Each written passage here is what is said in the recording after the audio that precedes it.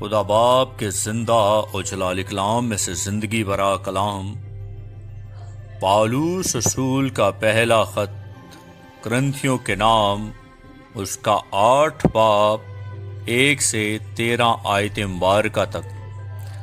اب بتوں کی قربانیوں کی بابت یہ ہے، ہم جانتے ہیں کہ ہم سب علم رکھتے ہیں۔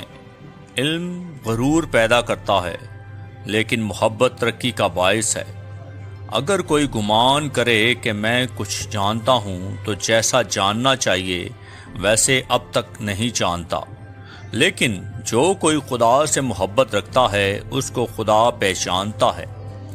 بس بتوں کی قربانیوں کے گوشت کھانے کی نسبت ہم جانتے ہیں کہ بت دنیا میں کوئی چیز نہیں اور سوائے ایک کے اور کوئی خدا نہیں۔ اگرچہ آسمان اور زمین میں بہت سے خدا کہلاتے ہیں، چنانچہ بتھیرے خدا اور بتھیرے خداوند ہیں، لیکن ہمارے نزدیک تو ایک ہی خدا ہے، یعنی باپ، جس کی طرف سے سب چیزیں ہیں اور ہم اسی کے لیے ہیں، اور ایک ہی خداوند ہے، یعنی یسوع مسیح، جس کے وسیلہ سے سب چیزیں موجود ہوئیں اور ہم بھی اسی کے وسیلہ سے ہیں۔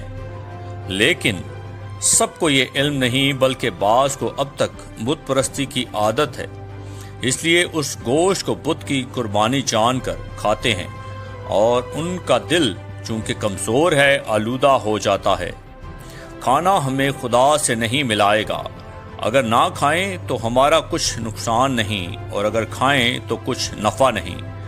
لیکن ہوشیار رہو، ایسا نہ ہو کہ تمہاری یہ آزادی کمزوروں کے لیے ٹھوکر کا باعث ہو جائے، کیونکہ اگر کوئی تجھ صاحب علم کو بت خانہ میں کھانا کھاتے دیکھے اور وہ کمزور شخص ہو تو کیا اس کا دل بتوں کی قربانی کھانے پر دلیر نہ ہو جائے گا؟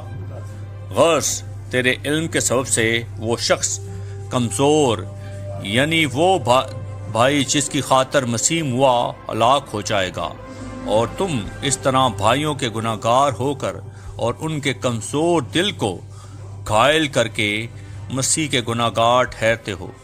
اس سبب سے اگر کھانا میرے بھائی کو ٹھوکر کھلائے تو میں کبھی ہرگز گوشت نہ کھاؤں گا، تاکہ اپنے بھائی کے لیے ٹھوکر کا سبب نہ بنوں۔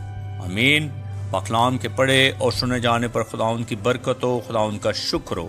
آمین۔ اس زندہ اور جلالی کلام کو زیادہ سے زیادہ شیئر کرے تاکہ لوگ سن کر برکت پائیں۔ آمین۔